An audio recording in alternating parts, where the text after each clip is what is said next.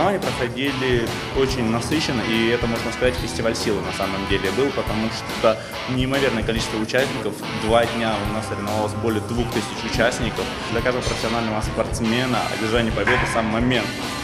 Это, наверное, классно, что ли. И, конечно, я достиг чего хотел, я к этому стремился. Большую часть своей жизни, и эмоции меня только переполняли.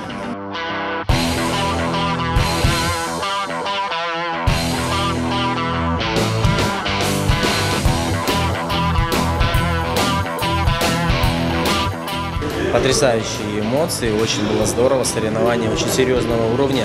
И я даже не знаю, скорее всего, это даже было масштабнее, чем соревнования чемпионата мира. Очень много было звезд, очень много известных спортсменов.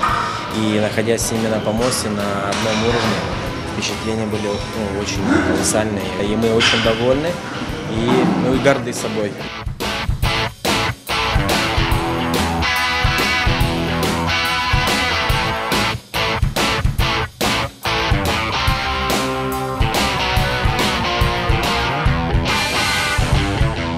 Подготовка на самом деле проходила тяжело, но насыщенно.